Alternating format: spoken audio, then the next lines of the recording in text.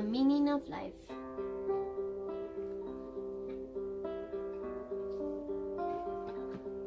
Author Bradley Trevor Grief, read by Carolina Ramirez. Prologue. Halt! Whoa! Stop right there. Before you read any further, there's something you really should know. You may have opened this little book expecting it to be filled with answers, but surprise, surprise, it's actually a book about questions. This may not be what you wanted to hear. Most people don't like questions, they like answers. And if they don't get easy answers straight away, their eyes immediately start to glaze over.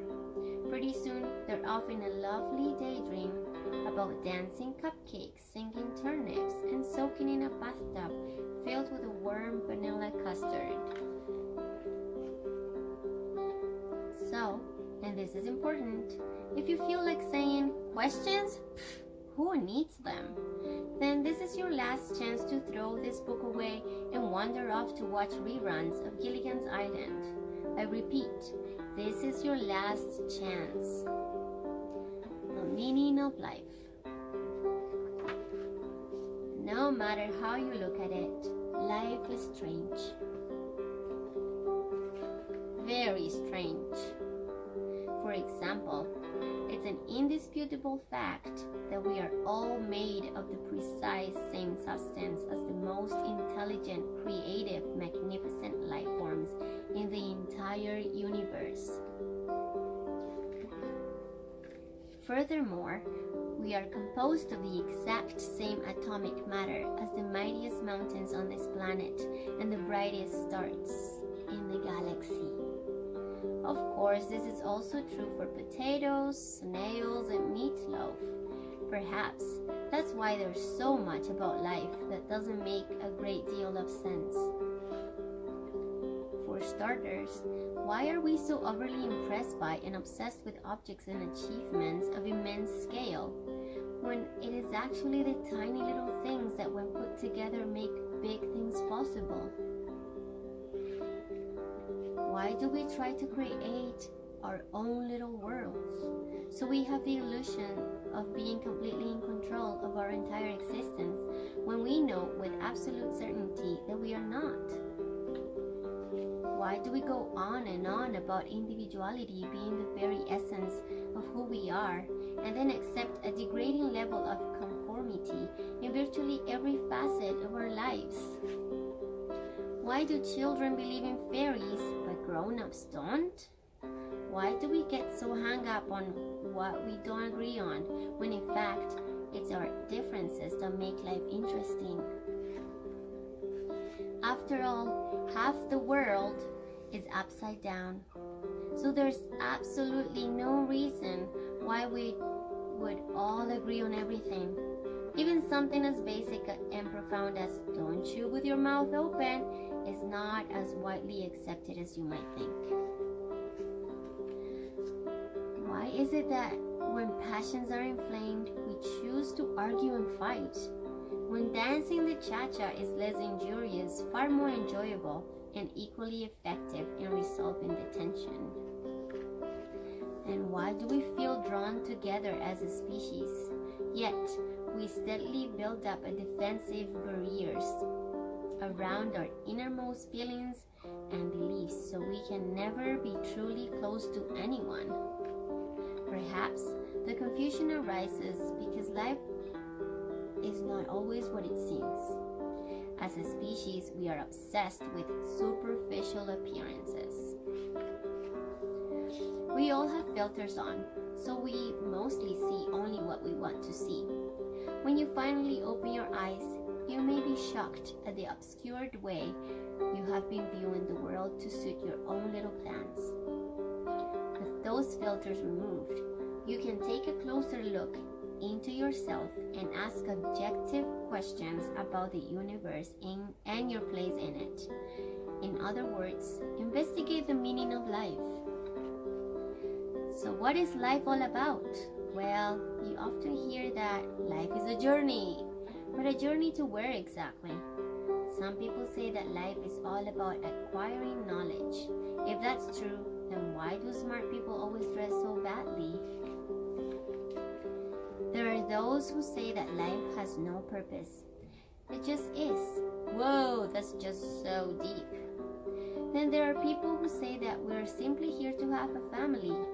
After all, the desperate need to replace ourselves is etched into the genetic map of every living thing. However, this means that our entire existence is driven by our primitive sexual urges. Okay, sure, a long weekend maybe, but our entire existence? I don't think so. In fact, come a tiny bit closer and I'll let you in on a little secret. All these ideas sound completely stupid. The only thing that resonates throughout the numerous popular life theories is love.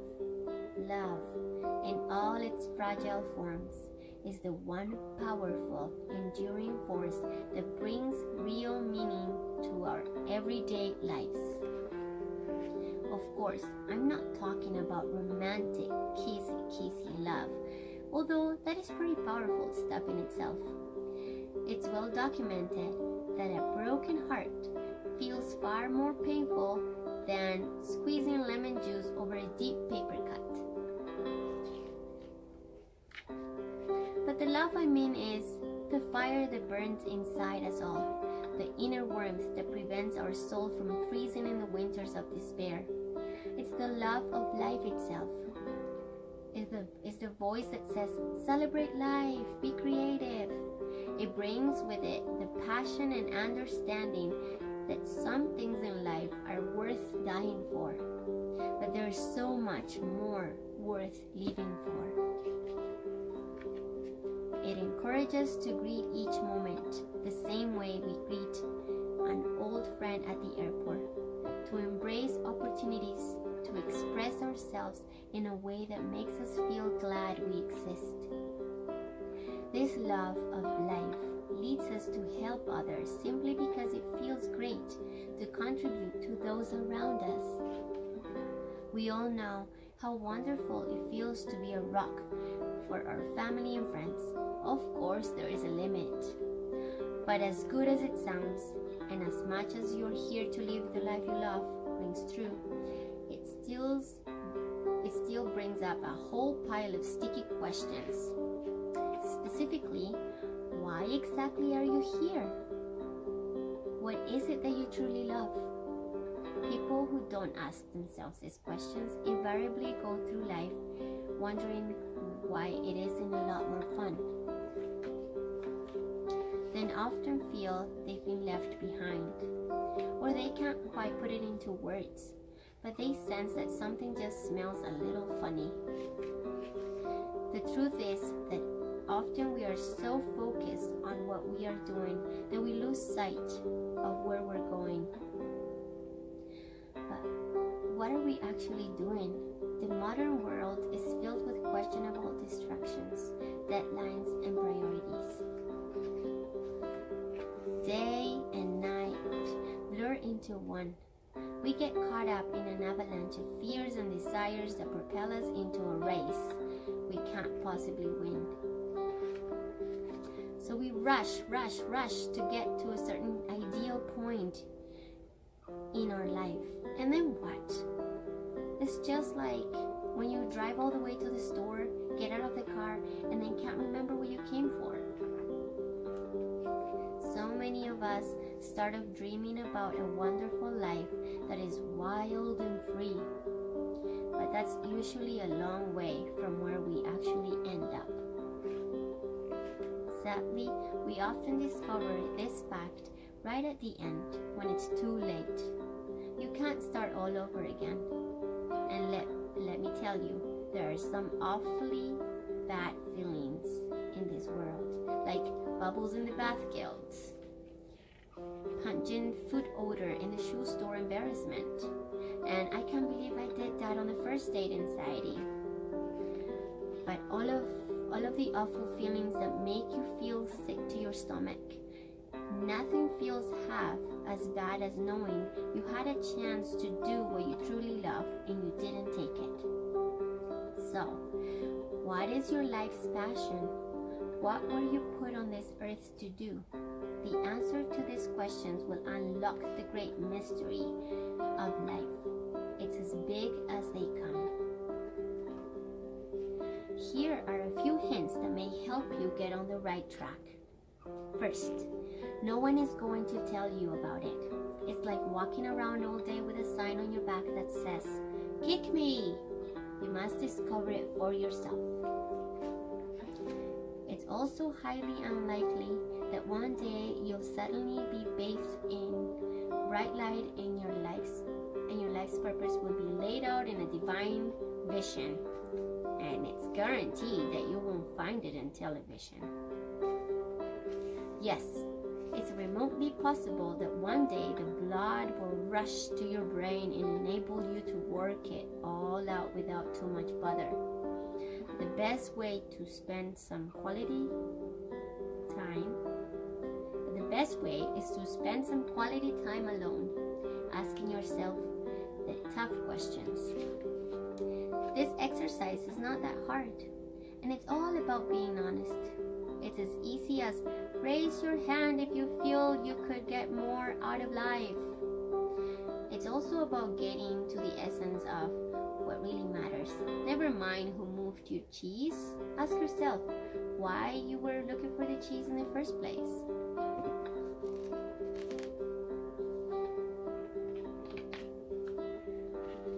For some people, this will simply be a case of seeking out the moments in their life that are beautiful and true, and then building a plan around them. For others, it may feel as if they are staring into an abyss. In extreme cases, such intense introspection may cause the brain to swell to dangerous dimensions. Trust me, it's worth the risk. If you ask the big questions and listen carefully to your heart, you will eventually hear destiny call you. A little voice, call it your conscience, your inner self, or your internal mother-in-law, will always tell you the truth if you are prepared to hear it. At first, you may only become aware of how your life has been stuck in a rut. Hey, join the club. Then you may realize what you really want, but you just can't quite make it happen. Pretty soon, though, it will hit you right between the eyes. Just like when you're halfway to the beach and suddenly remember that you left the iron on at home. And when you know, or even suspect you know, what you should be doing with your life, then do it. Take a wild leap in the dark if you have to. Then hit the ground running because you don't have a second to lose. In spite of your feelings of invincibility and immortality, our existence is far more tenuous than we might think. Place your hand over your chest and feel your heartbeat. That is actually your life clock ticking, counting down the moments you have left. One day it will stop. That is 100% guaranteed. And there is absolutely nothing you can do about it. So you can't afford to throw away a single precious second. Go after your dreams with energy and passion, or you may as well stand back and watch them wash down the drain. If you waste your life sitting on the fence, you'll end up going nowhere in the brief time you have left. And then, of course, there is a dangerous risk of splinters in delicate regions. As they say, you can't cross a chasm in 2 small leaps. It takes courage and commitment to live your dreams. Of course, one needs to remember where courage ends and stupidity begins. The truth is, we are all born with potential greatness and blessed with numerous opportunities to soar to dizzying new heights.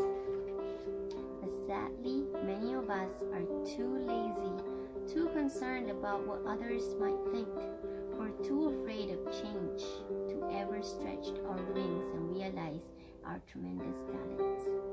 It's so important that you just do your own thing, whatever makes you truly happy, and do it as best as you can. It doesn't matter whether your thing is making snowballs, holding your breath underwater, hog calling, or wielding a hairdryer with dramatic effect. The only thing that matters is that you feel great about what you're doing.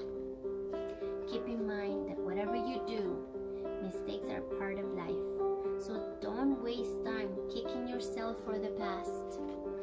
Don't stall or stress over whether you're doing the right thing.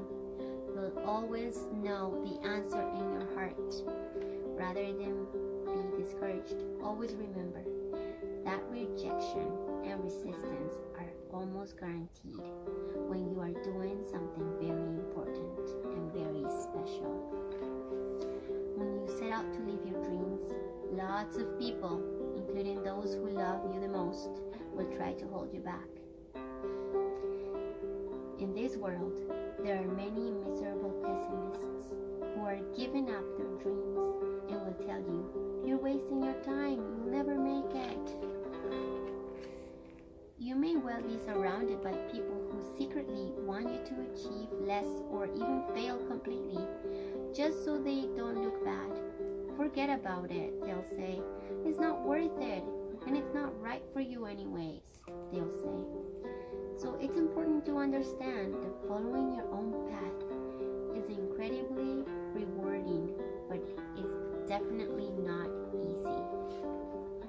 Like everyone else, you will have some days that are better than others. Occasionally, everything may seem like a total disaster area. People will look at you strangely when you tell them that you are trying to achieve what you are trying to achieve, and you'll start to listen to your detractors and doubt yourself. Why, oh why didn't I keep my job selling hot dogs? But whatever happens, just hang on. Remember that everybody struggles at times. It's incredibly draining to live through the day doing something you really don't enjoy or even care about. But if you follow your dreams, at least you will exhaust yourself doing what you love most. Now, you may not think that this will measure up to much in the global scheme of things, but believe me, it does.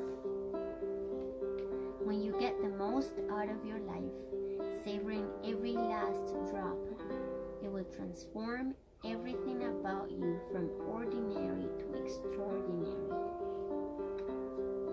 When you do what you love, you can pull back the bed sheets every morning feeling excited about beginning another day, and you will be filled with a heartfelt joy that is highly contagious. Just like when you start laughing out loud and you make someone else start laughing, and then someone else, until you are all laughing so hard that your eyes water. You get terribly stomach cramps and it's hard to breathe and you can't even stand up. But best of all, by doing the things that make your whiskers curl up with delight, assuming of course that you actually have whiskers, you will inspire someone else to go after their dreams. And that, my friend, is how you change the world. You know what? Even if you make big mistakes, if you're wrong about almost everything, you will still enjoy an amazing, fun-filled life adventure. You will go to sleep at night knowing you gave your all and made a difference, and wake up each day looking forward to a future that is as beautiful and exciting as you can imagine.